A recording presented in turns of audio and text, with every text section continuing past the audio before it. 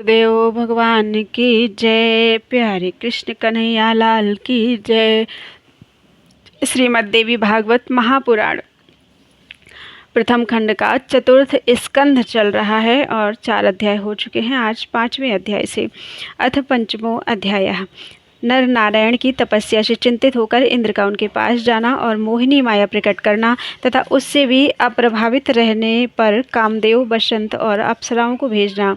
व्यास जी बोले, हे नृपोत्तम, अब अधिक कहने से क्या लाभ। इस संसार में कहीं विरला ही ऐसा कोई धर्मात्मा पुरुष होगा जो द्रोह भाव से रहित हो। यह चर अचर संपूर्ण संसार राग द्वेष से ओतप्रोत है।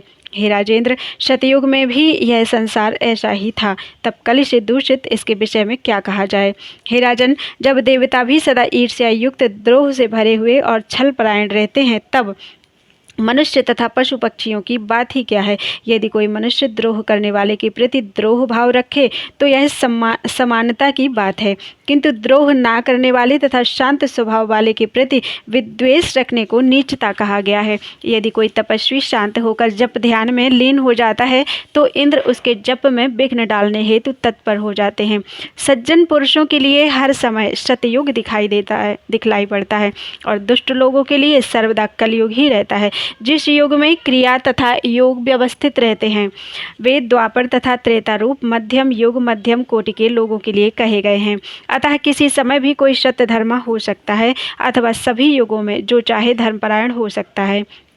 हे राजन, सर्वत्र धर्म की स्थिति में वासना ही प्रधान कारण मानी गई है। उसमें मलिनता आ जाने पर धर्म भी मलिन हो जाता है। मलिन वासना विनाश के लिए होती है, यह सर्वथा सत्य है।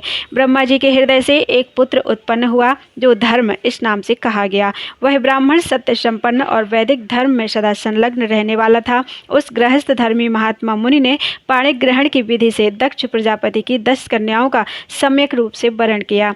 सत्यव्रतियों में श्रेष्ठ उस धर्म ने उनसे हरि, कृष्ण, नर और नारायण नामक 4 पुत्र उत्पन्न किए। हे राजन, उनमें हरि और कृष्ण ये दोनों योगाभ्यास करने लगे तथा नर और नारायण ये दोनों हिमालय पर्वत के शिखर पर जाकर बद्रिकाश्रम तीर्थ में कठिन तपस्या करने लगे। ये प्राचीन मुनिश्रेष्ठ नर और नारायण तपस्वियों में सबसे प्रधान थे। गंगा के विस्तृत तट पर रहकर ब्रह्म चिंतन करते हुए भगवान विष्णु के अंशावतार नर नारायण ने वहां पूरे 1000 वर्षों तक कठोर तप किया। उनके तप से चराचर सहित संपूर्ण संसार संतप्त हो गया। इससे इंद्र के मन में नर नारायण के प्रति क्षोभ उत्पन्न हो गया। तब चिंतित होकर इंद्र ने अपने मन में सोचा, अब मुझे क्या करना चाहिए। ये धर्मपुत्र नर नारायण तपस्वी तथा ध्यानपरायण हैं। ये पूर्ण रूप से सिद्ध होकर मेरा श्रेष्ठ आसन ग्रहण कर लेंगे, अतः किस प्रकार विघ्न उत्पन्न करूं जिससे तप न कर सकें। अब इनके मन में काम, क्रोध अथवा अत्यंत भीषण लोभ उत्पन्न करके तप में विघ्न करना चाहिए। यह विचार कर इंद्र अपने उत्तम ऐरावत हाथी पर सवार होकर उनके तप में विघ्न डालने की इच्छा से गंधमादन पर्वत पर शीघ्रता से जा पहुँचे। वहां जाकर उन्होंने उस पवित्र आश्रम में तप करते हुए नर नारायण को देखा। उस समय तप के प्रभाव से दीप्त शरीर वाले वे दोनों ऋषि उगे हुए सूर्य की भांति प्रतीत हो रहे थे। इंद्र ने सोचा, क्या ये ब्रह्मा और विष्णु प्रकट हुए हैं अथवा 2 सूर्य उदित हो गए हैं। धर्म के ये दोनों पुत्र अपने तप द्वारा न जाने क्या कर देंगे। ऐसा विचार करके शचीपति इंद्र ने नर नारायण की ओर देखकर उनसे कहा, हे महाभाग धर्मनंदन, आप लोगों का क्या कार्य है, बताइए, मैं श्रेष्ठ वर अभी प्रदान करता हूँ।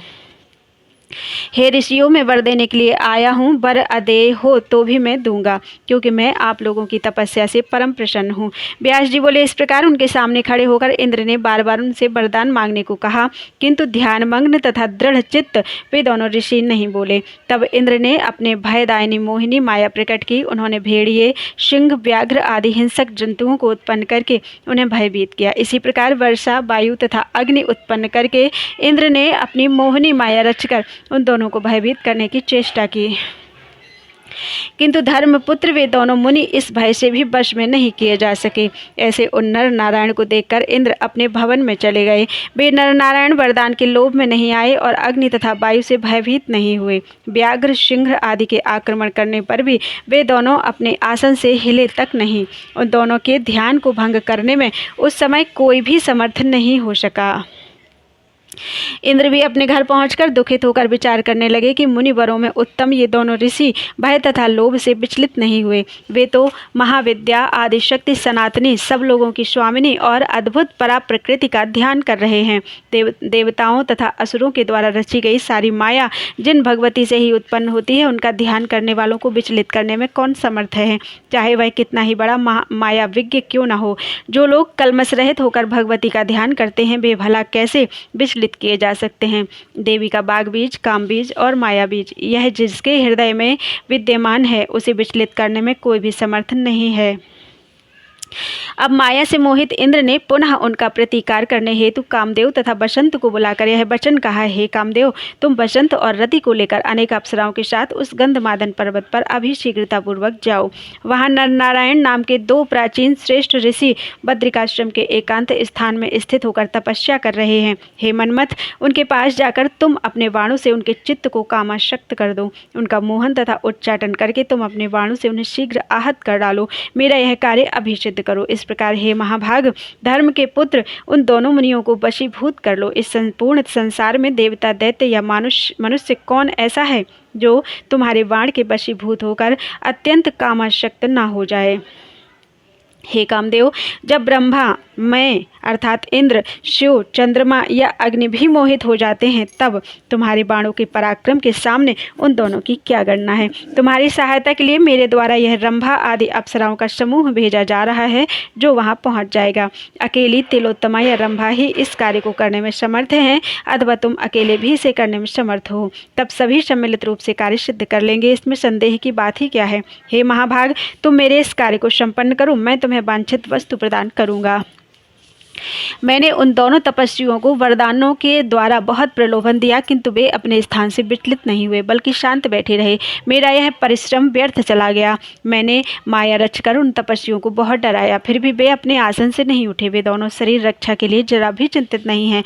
व्यास जी बोले, इंद्र का यह वचन सुनकर कामदेव ने उनसे कहा, हे इंद्र, मैं अभी आपका मनोवांछित कार्य करूंगा। यदि वे दोनों मुनि विष्णु, शिव, ब्रह्मा अथवा सूर्य किसी का भी ध्यान करते होंगे, तो वे हमारे वश में हो जाएंगे। मैं केवल कामराज महाबीज क्लीम का अपने मन में चिंतन करने वाले देवी भक्त को वश में करने में किसी प्रकार भी समर्थ नहीं हूँ। यदि वे भक्तिभाव से महाशक्ति स्वरूपा देवी की उपासना में लगे होंगे, तो मेरे बाणों का प्रभाव उन तपस्वियों पर नहीं पड़ेगा। इंद्र बोले, हे महाभाग, जाने के लिए उद्यत इन सभी के साथ तुम वहां जाओ। यद्यपि मेरा यह कार्य अत्यंत दुस्साध्य है, फिर भी तुम इस हितकर तथा उत्तम कार्य को पूर्ण कर ही लोगे। व्यास जी बोले, इस प्रकार इंद्र का आदेश पाकर वे लोग पूरी तैयारी के साथ उस स्थान पर गए जहाँ वे धर्मपुत्र नर नारायण कठोर तपस्या कर रहे थे। इति श्रीमद्देवी भागवते महापुराणे अष्टादश सहस्रयां संहितायां चतुर्थ स्कंधे नर नारायण कथा वर्णनम नाम पंचमो अध्याय। बोलो वृंदावन बिहारी लाल की जय।